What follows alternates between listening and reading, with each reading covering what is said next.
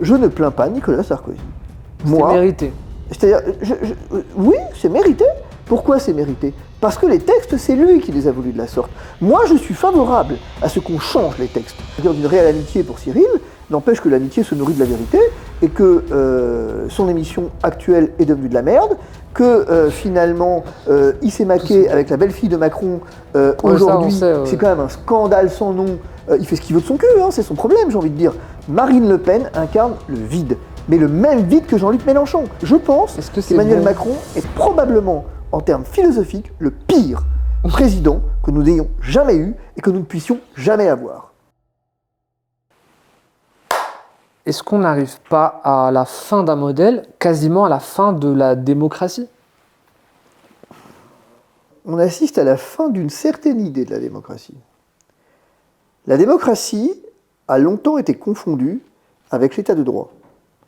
On nous avait dit que la démocratie était l'état de droit. J'ai, à titre personnel, toujours été un peu mal à l'aise avec cette idée. On peut être une démocratie, la RDA était une démocratie et en fait n'était pas un état de droit. Absolument. Donc, on a les démocraties d'apparence. Il y a une dichotomie entre les deux. Effectivement. Bon.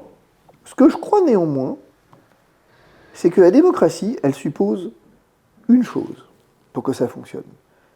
Elle suppose en fait une certaine uniformité, ou en tout cas une certaine unité nationale, et donc elle suppose en fait un certain niveau de compréhension. Il n'y a pas de démocratie qui puisse se nourrir de l'imbécilité. Le problème, c'est que nous sommes dans une société d'imbéciles. Et que donc, la société du temps court, la société de l'instantané, la société du sondage, la société des réseaux sociaux, la société de la télé-réalité, la société, tout ce qu'on a dit, qui est finalement la démocratie en Amérique de Tocqueville, qu'il annonçait déjà. Absolument. Est précisément la raison pour laquelle la démocratie va s'échouer sur l'iceberg, finalement, du réel. Si tu veux pouvoir commander, il te faut une aptitude au commandement. La démocratie, c'est le gouvernement du peuple, par le peuple et pour le peuple. Mais ça demande une aptitude. Et on découvre tout à coup que finalement, il faut des aptitudes pour... il y a une responsabilité dans la démocratie. Et c'est cette responsabilité que les citoyens, au fond, ne peuvent plus prendre, ne veulent plus prendre, qu'on ne veut plus qu'ils prennent. C'est beaucoup plus facile. Pour le mesurer, je voudrais prendre un exemple. Je t'en prie. En Italie. On rappelle que tu habites à Rome. J'habite à Rome et je suis fasciné par l'immigration en Italie. Ça me fascine. Parlons immigration, tiens. Non, mais ça me fascine et ça a un lien avec ce qu'on est en train de dire. Pourquoi ? Eh bien parce que on peut se demander quel est donc l'intérêt de ce pays de venir importer en masse des travailleurs pauvres, parce que c'est principalement une immigration non qualifiée. C'est un argument financier. Au lieu de venir investir massivement dans la démographie. La réponse, elle est simple. C'est qu'on ne veut pas des citoyens libres et éclairés. On veut des gens qui soient des producteurs, entre guillemets, des productifs. Et on veut, en fait, des gens qui soient des machines. Il faut lire pour ça La France contre les robots de Bernanos, ce qu'il appelle la civilisation des machines. Et pour qu'on ait une démocratie efficace, il faut qu'on ait une civilisation et il faut que l'homme ne soit pas seulement une variable économique et finalement une variable que l'on cherche à faire obéir à tout prix. Docilité et rentabilité. L'immigration, évidemment, on peut se demander, mais pourquoi, il y a plein de problèmes en ce moment avec ça, pourquoi est-ce que l'immigration italienne, je ne comprends pas, pourquoi est-ce qu'on n'a pas investi massivement dans l'intégration, mais parce que le but n'est pas d'investir massivement dans quoi que ce soit. Le but, c'est d'avoir des gens disciplinés qui fassent ce qu'on leur demande et qui produisent. Ouais. Évidemment, comme on a un raisonnement au temps court, on ne se dit pas que ces gens vont tôt ou tard venir percuter de plein fouet le modèle civilisationnel et que ça va poser un problème. Mais c'est le même débat avec Trump, avec tout ce qu'on vient dire. On a un problème avec les modèles de civilisation. Mais on Et se dirige vers quel modèle? Si ce on se modèle-là est à dirige bout de vers des souffle, modèles de on va totalitarisme. Le seul, l'Amérique n'est pas une démocratie. L'Amérique, c'est un État totalitaire, d'abord et avant tout. C'est-à-dire qu'aux États-Unis, pour le connaître, ce pays de l'intérieur, la liberté est un mot que l'on proclame, mais qu'on la proclame dans un périmètre donné. Et ce périmètre, il se restreint de plus en plus. D'accord. Que notamment, la notion de patriotisme américain, elle a servi comme alibi, après le 11 septembre par exemple, à toutes les exactions possibles et imaginables, à toutes les atrocités en termes de liberté publique possibles et imaginables. Le Patriot Act, qui était défendu par Pécresse, qui voulait un Patriot Act à la française, on ne mesure pas ce que c'est que le Patriot Act à l'américaine. Mais la fin justifie les moyens. Absolument. Et donc, à partir du moment où tu as un État où la fin justifie les moyens, tu n'es plus un État de droit. Tu es peut-être une démocratie en apparence, mais tu n'es plus dans les grands principes de la démocratie qui ont fondé les civilisations. Est-ce que la France est encore une démocratie? C'est compliqué comme question, parce que oui, on peut dire que oui. Je pense que oui, moi je n'appartiens pas à ceux qui expliquent qu'on a basculé en totalitarisme. Non, je le dis différemment. Je dis que nous avons basculé dans une forme d'abrutissement généralisé qui est en train de se transformer en soft totalitarisme, que nous assistons en fait aujourd'hui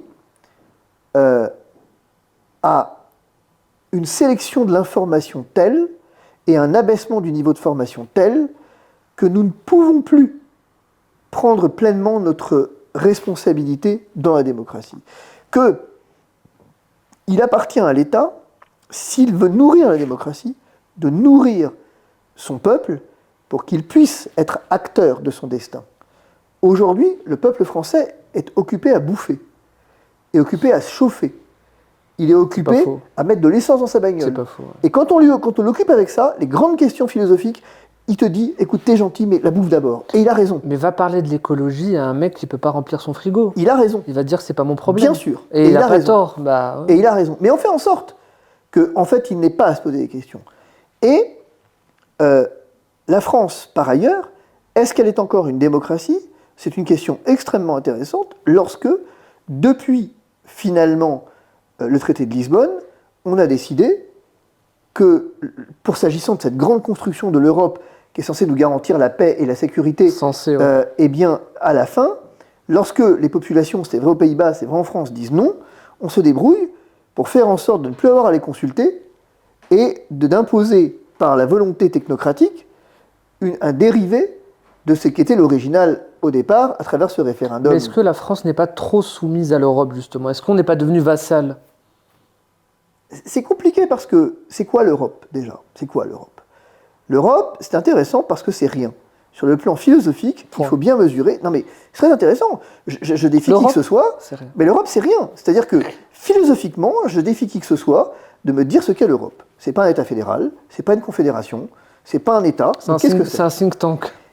C'est une très bonne réflexion. C'est effectivement à un moment une espèce de... Mais c'est ça, je vois comme ça. Technocratie, bureaucratique. Éminence grise. En fait, quand on dit... J'en parlais récemment dans une conférence où je disais... J'appelais ça... J'avais une conférence à Rome où j'avais appelé ça le super Léviathan. En disant que... Parce qu'il y a eu un problème en Europe, en Italie, à propos des moteurs thermiques, avec l'interdiction 2035 des voitures thermiques. Et l'Italie, les Italiens s'émeuvaient de ça en disant mais on va tous crever quoi. Parce que Fiat et les voitures thermiques, c'est dans certaines régions 90% des emplois. Culturel, ouais. C'est encore plus qu'en France. Et donc les mecs, on va crever. Ils disent mais comment Mélanie a pu accepter ça? C'est pas que Mélanie a pu accepter ça, c'est que par avance, l'Italie a décidé, c'est le Léviathan. C'est quoi le Léviathan de Hobbes? C'est les individus qui décident de renoncer à leur liberté au profit de l'État qui est censé garantir leur sécurité. Bien. Ici, ce sont les États, donc le Léviathan, qui renoncent à sa liberté par anticipation pour garantir non plus la sécurité, mais l'efficience. L'Europe ne fonctionne non pas sur les grands principes civilisationnels de la sécurité, la liberté, mais l'efficience. Et donc on a un super Léviathan qui est inédit dans l'histoire, qui est inédit dans le monde. C'est à la fois une organisation interétatique, une organisation qui est régie par un traité, qui n'a pas de gouvernement, mais qui a une présidence, qui a un parlement, mais qui n'est pas un parlement, qui a un rôle véritablement législatif, qui est un rôle plutôt technocratique, d'une effroyable complexité bureaucratique. C'est un nœud, ouais. Et en fait, philosophiquement, c'est pas que la France est soumise à l'Europe, c'est qu'à partir du moment où tu décides d'abdiquer et d'abandonner par avance ta souveraineté, et ce de manière progressivement plus large, eh ben, tu n'es pas un vassal, tu es exactement une composante du système. C'est un choix institutionnel. Une pièce. Mais philosophiquement, c'est très intéressant d'interroger ce qu'est l'Europe. Alors moi, je ne suis pas un anti-européiste, machin, je ne suis pas un Frexiteur convaincu, pas du tout. Je réfléchis, en fait partie de ces modestes gens, en tout cas à mon niveau modeste, qui réfléchit sur ce qu'est l'Europe. Et j'essaye de comprendre ce que ça peut être philosophiquement. Et je ne vois pas d'équivalent. Et quand on dit, mais l'Europe, finalement, les peuples, on s'en fout. Mais bien sûr qu'on s'en fout des peuples, puisqu'elle n'a pas été construite sur cette logique. Elle a été construite sur une logique interétatique, sur une logique d'efficience Absolument. étatique. Mais dans le but de faciliter. Mais à la fin, évidemment que ça heurte de plein fouet tous les principes démocratiques, tous les grands principes philosophiques, et que cet équilibre, il est très précaire, en fait. On va rezoomer un peu et revenir en France. Restons sur la politique toutefois. 2027. Bardella, Le Pen, Mélenchon, LFI, Glucksmann. Où est ton curseur? Comment tu vois les choses?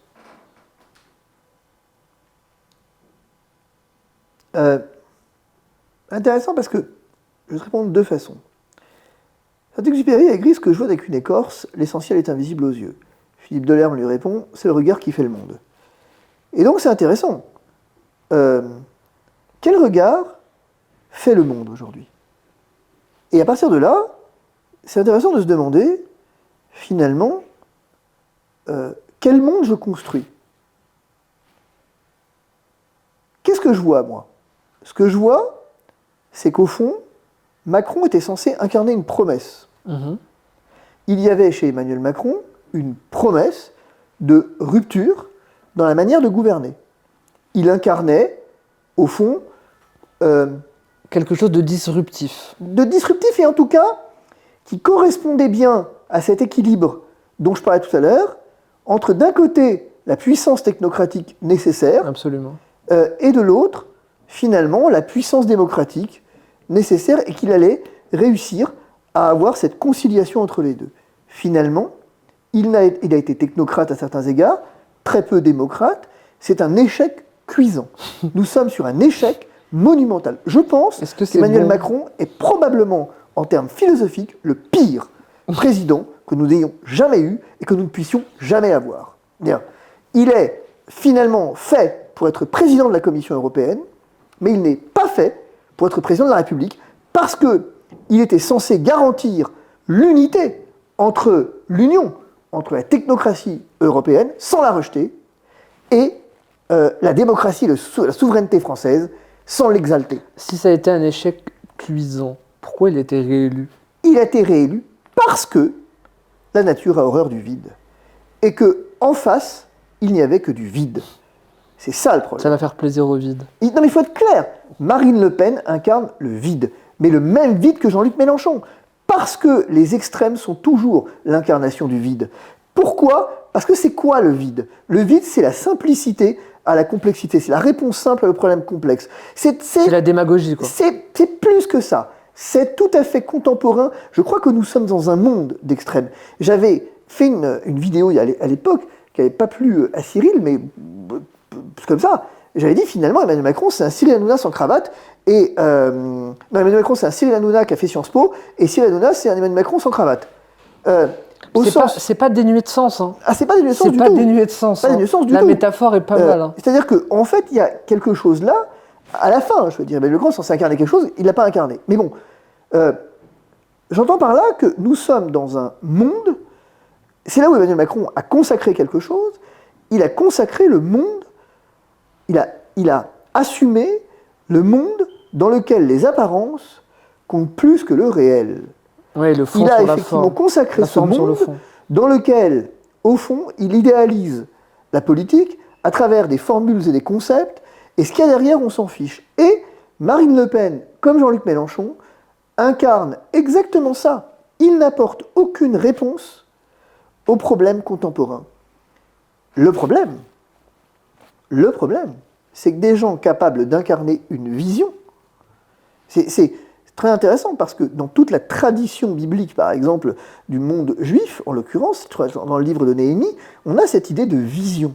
Ce qui caractérise une civilisation, c'est la vision qu'elle a C'est le d'elle-même. long terme. Et aujourd'hui, nous n'avons plus de vision, Absolument. en fait. Nous n'avons que des vues. On est court-termiste passé... sur tout. Non, c'est qu'on est passé de l'incarnation de la vision, on cherche non plus à incarner une vision, mais à être vu. C'est très juste.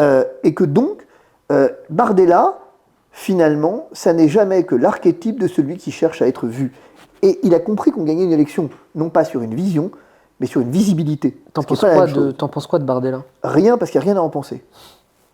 Merci. Il n'y a rien à en penser de Bardella. Mais il n'y a rien à penser de Jean-Luc Mélenchon non plus. Jean-Luc Mélenchon est un vieux tribun qui effectivement fait de l'électoralisme primaire. Il incarne de manière sociologiquement parfaite ce que peut être la dérive électoraliste dans laquelle il pense que exalter la communauté musulmane va lui apporter quelques voix sans se rendre compte que c'est juste la part extrémiste qui peut-être va lui apporter quelques voix. Communauté musulmane qu'il dénigrait par ailleurs Bien il sûr. y a quelques années. Je ne sais pas mais si tu as vu ces audios qui sont ressortis, qui sont terribles. Mais oui, mais ça, peu importe. Et aujourd'hui, il dit l'exact inverse. Puisque tu n'as pas de vision. Oui. Ce que tu as, C'est du clientélisme. ce que tu cherches, c'est être vu.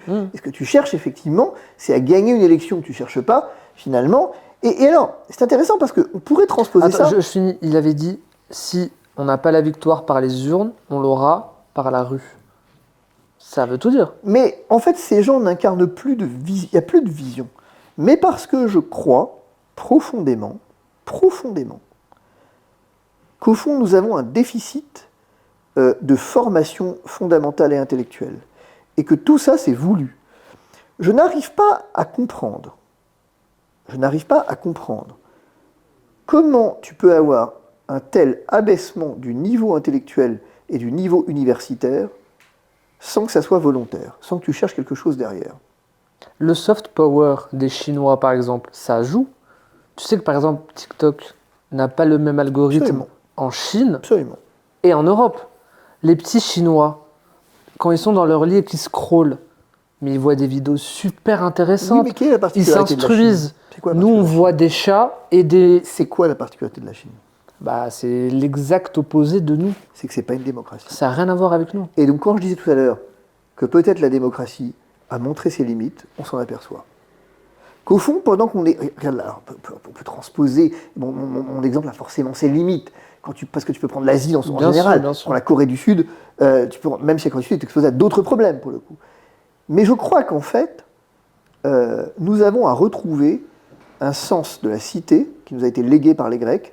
Nous avons à retrouver un sens de la civilisation. Et Rome, pour ça, c'est très intéressant d'y vivre, parce qu'on s'aperçoit qu'en fait, les civilisations se sont succédées à Rome.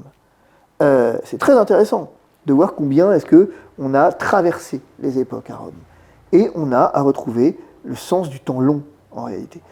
À partir du moment où tu inscris les choses dans le temps court et dans la réaction, et que ton univers, c'est juste un algorithme, on est face à un problème. On est dans une société algorithmique Complètement. et d'instant. Mais bien sûr. Mais alors, comment on fait pour faire société et attends, et pour trouver un modèle de société? Comment notre société va évoluer? Je te le donne à une projection. On en reparlera dans 10 ans. Actuellement, Gérard Darmanin est en train de proposer une réforme de la justice. D'où ça va? Sa réforme de la justice, c'est quoi? Il dit, bon, il y a trop de contentieux. La justice est débordée, trop lente, il y a un problème. Donc qu'est-ce qu'on va faire? On va fermer l'accès à la justice à un certain nombre de justiciables, par notamment quel truchement? Le truchement du filtre. À partir de maintenant, dans un certain nombre de matières, pour faire appel, il vous faudra un filtre, qui est le filtre du président de la Cour d'appel, du premier président. C'est lui qui décidera si tu fais appel ou non. Très bien. Ce filtre va être remplacé par qui? Dans 3 ans, dans 5 ans, dans 7 ans, dans 8 ans? Par un algorithme. C'est l'algorithme qui te dira quelles sont tes chances de succès. Et on l'a déjà. Aujourd'hui, on travaille avec l'intelligence artificielle chez nous, où tu as notamment des prédictions. Mais ça, c'est partout.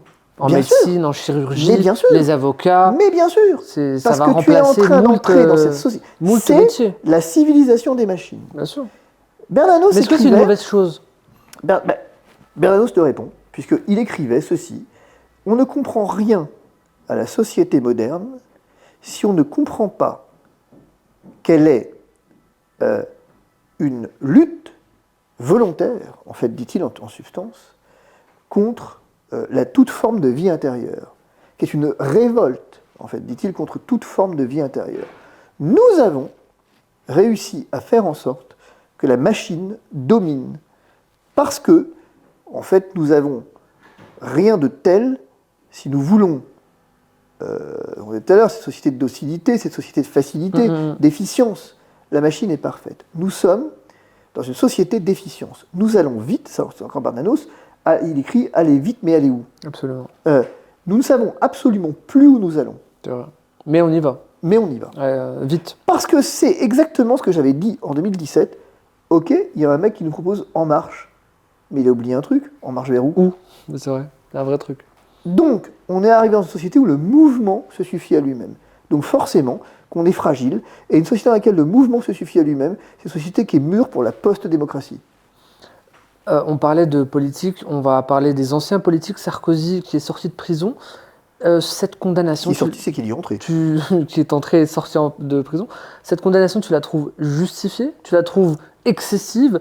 Ou juste... Quel regard tu portes là-dessus? J'ai lu le jugement, je pense que je fais partie des rares qui ont lu le jugement. Jugement bien motivé, qui pose, en effet, des questions juridiques intéressantes.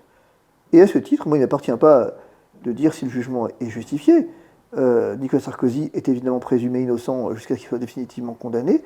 Il l'a été dans d'autres affaires, mais dans celle-ci, il ne l'est pas. Bien. Maintenant, le vrai problème de ce jugement, c'est quoi? C'est l'exécution provisoire. Absolument. Mais l'exécution provisoire, on feint de découvrir que c'est une nouveauté. Est-ce que tu peux rappeler pour les gens qui nous regardent ce qu'est l'exécution provisoire? Jusqu'à une époque récente, on considérait que la présomption d'innocence valant au-dessus de tout, tant que tu n'étais pas définitivement condamné, tu ne pouvais pas aller en prison. Mais aujourd'hui, c'est l'inverse. Et la présomption de culpabilité prévaut, à mon sens, plus... En tout cas, disons qu'au nom de l'efficience judiciaire, encore une fois, on a voulu, pour l'effectivité de l'exécution des peines, et le premier à l'avoir voulu, c'est Nicolas Sarkozy lui-même.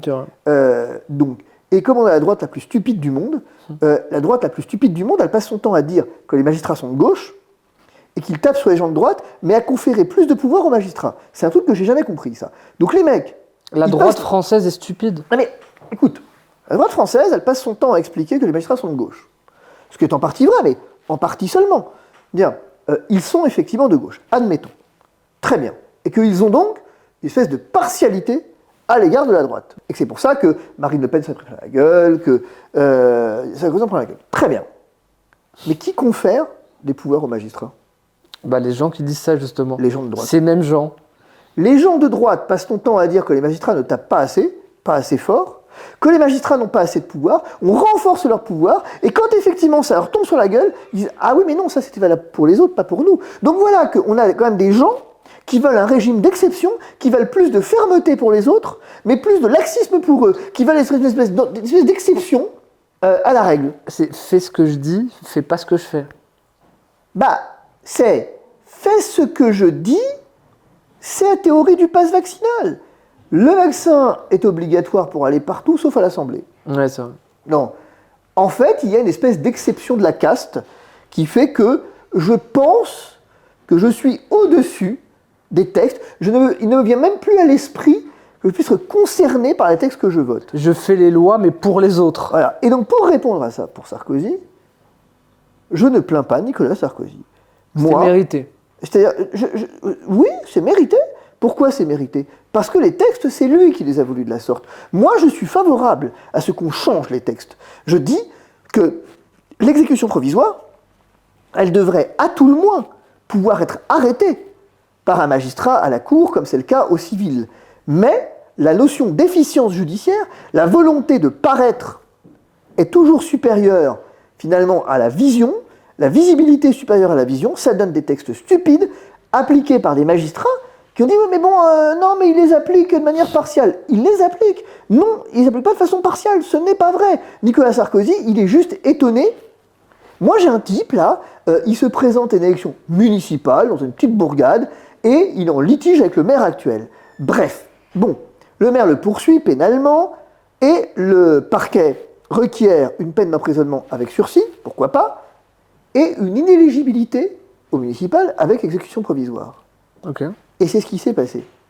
Mais c'est juste dégueulasse. Il y a un mec là, juste parce qu'il est en litige avec le maire actuel, il ne va pas pouvoir se présenter au municipal. Sans possibilité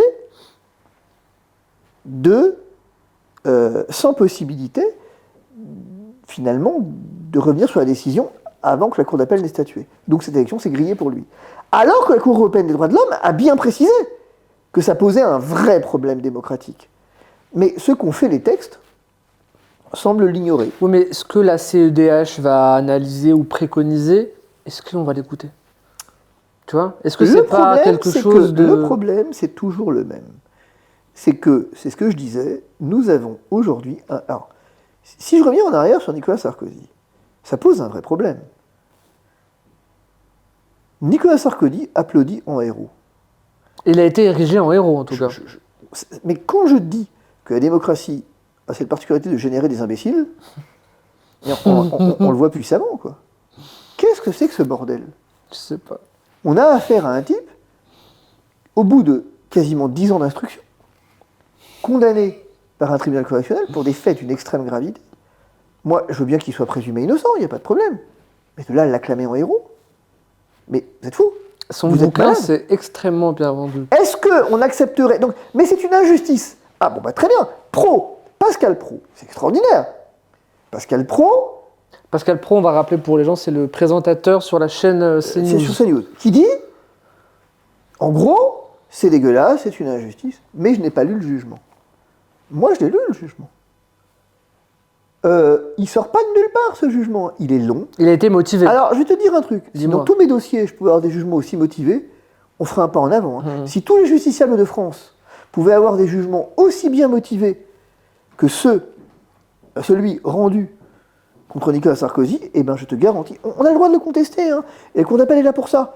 Mais je veux dire, on ne peut pas me dire que cette décision repose sur rien. C'était pas fait à la va-vite. Voilà. Non. Okay. C'est un tribunal qui a pris le temps, qui a analysé les éléments, qui a rendu un jugement avec lequel on peut ne pas être d'accord. Hein. Mais alors, pourquoi, si il y a tout ça d'un côté, pourquoi de l'autre côté, il est autant acclamé?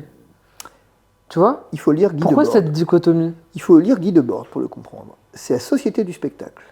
Guy Debord, dans Société du spectacle, explique qu'en fait, le réel n'est plus une notion qui va servir à l'action. Le réel, en fait, est devenu, si je résume un peu sa pensée, une forme de scénario qui va servir de base, en fait, au réel. Je le dis différemment. Ce que Guy Debord explique, c'est exactement ce qui se passe avec Nicolas Sarkozy. On a besoin d'une représentation. Et au fond, le réel ne compte plus. Le réel, il va servir de matière première, mais il ne va plus servir de réalité, précisément. Le réel, il va être un peu comme dans un film, un scénario, duquel on va pouvoir s'inspirer au gré de ce qu'on pense. Et donc, qu'est-ce qu'on fait? On prend le réel de Nicolas Sarkozy. Le réel, c'est qu'il a été condamné par un tribunal correctionnel. Ça, c'est le réel. Et de ce réel, on en fait un scénario pour un spectacle. Le martyr, l'ancien président, la justice corrompue, la justice... Voilà. C'est-à-dire que on est dans une société du spectacle, avec une société de l'image, avec finalement les représentations, enfin que les manifestations devant la prison, les actes, tout ça c'est de l'image. C'est la société du spectacle. Notre monde est devenu en fait une vaste société du spectacle, et finalement Nicolas Sarkozy en témoigne puissamment. Je fais un pont avec ce que tu disais, tu parlais de Pascal Praud et CNews. Qu'est-ce que tu penses de CNews, de Bolloré, de toutes ces critiques à leur endroit? Pour être très honnête, je m'en contrecarre la cacahuète. Ça, c'est pas mal, ça. Mais je m'en contrecarre la cacahuète. Fabrice. Qui continue effectivement de s'agiter entre eux. Quand tu as une commission d'enquête parlementaire, oui, c'est là où je sur CNews, de l'autre sur le service public de l'audiovisuel, c'est là où je voulais en venir. Je rappelle quand même que c'est mes impôts, parce que je suis encore fiscalisé en France, que c'est mes impôts qui payent quand même. Donc ça prouve quand même qu'on a un vrai problème de perception dans ce pays. C'est la société du spectacle.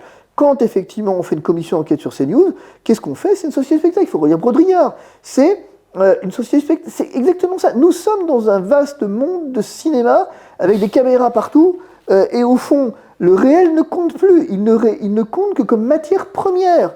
En fait, ce qui va compter, tout est mis en scène. C'est une mise en scène, tout est mis en scène. Avec effectivement des acteurs à droite et à gauche. Ah, les filous.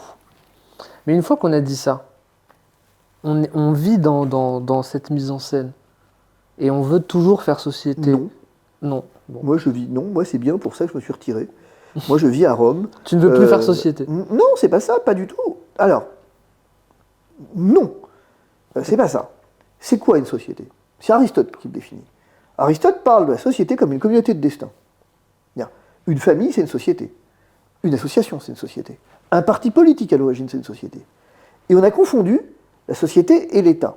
Et on en arrive à un point extrêmement intéressant, qu'on pourrait développer à souhait, c'est qu'au fond, à la fin des corporations médiévales, on transfère un pouvoir à l'État. Et aujourd'hui, on a l'État-providence. Mais finalement, l'État n'a jamais eu vocation à être providence. Et ce que tu décris, c'est pas la fin d'une société. Ça fait bien longtemps que la société n'existe plus. C'est au fond la fin d'un modèle, d'une illusion, sur laquelle l'État pouvait unir des gens, rassembler des gens. C'est pas vrai. Ce qui rassemble des gens, c'est la communauté de destin, qui peut être une nation à ce sujet. Et effectivement, il faut relire Peggy, il faut relire les grands auteurs classiques à ce sujet, il faut relire notamment Renan sur la nation. Mais le fait est que notre première vocation, elle est d'être dans une communauté de destin. Aujourd'hui, nous n'avons plus de destin commun. Bainville en parlait aussi. Oui, nous n'avons plus de destin commun, c'est tout le problème. Premier élément. C'est pour ça que moi, je considère que toute cette agitation ne me concerne pas. C'est du cinéma. Ouais. C'est-à-dire qu'au fond, je refuse catégoriquement, je l'ai accepté, c'était nécessaire et je l'ai fait parce qu'il fallait faire passer un message à un moment T du temps, mais aujourd'hui, mon désir... ce temps où il fallait faire passer un message, est-ce que ça te manque? Non. Est-ce que l'adrénaline du direct te manque?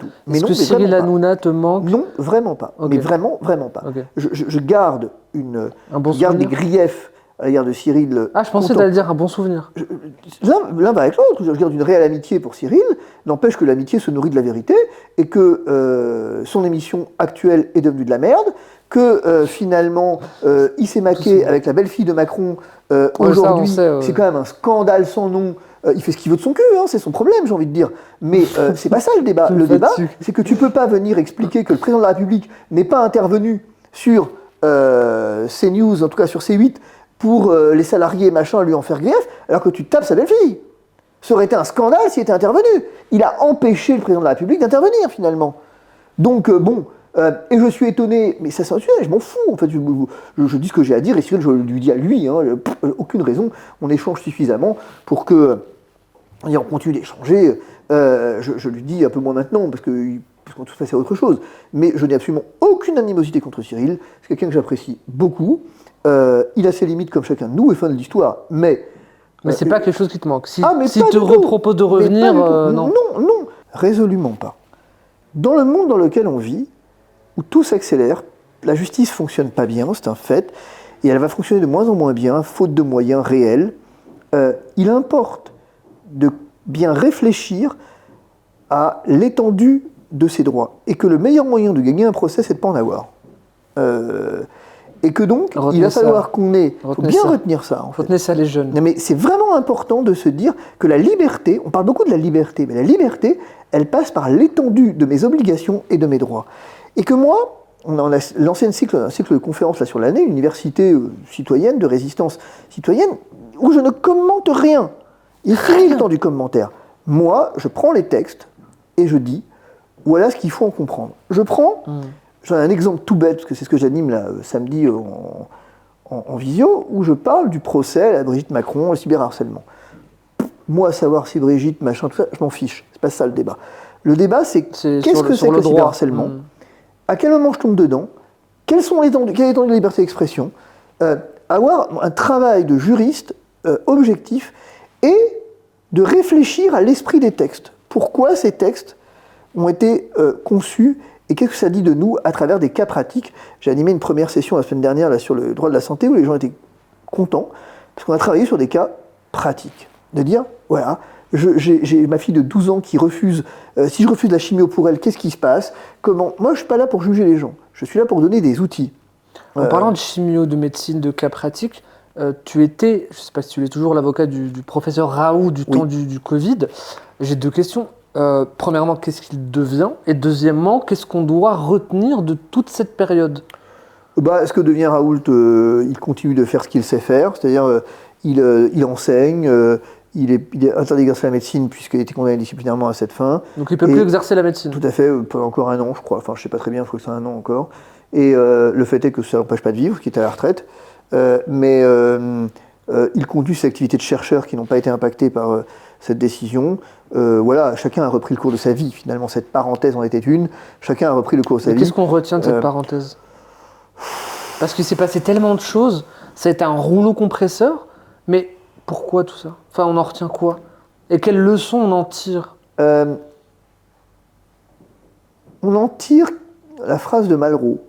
Un homme qui ne connaît pas son passé s'expose à le revivre. Absolument. Le problème, c'est qu'on ne connaît pas notre passé. Que nous sommes une société d'amnésiques. Très intéressant, notre société. Ça fait déjà abruti et amnésique. C'est intéressant, l'amnésie. Regarde. On lutte aujourd'hui de manière, hélas, pas encore suffisamment efficace, contre les pathologies neurodégénératives, notamment la maladie d'Alzheimer. On voit combien c'est terrible.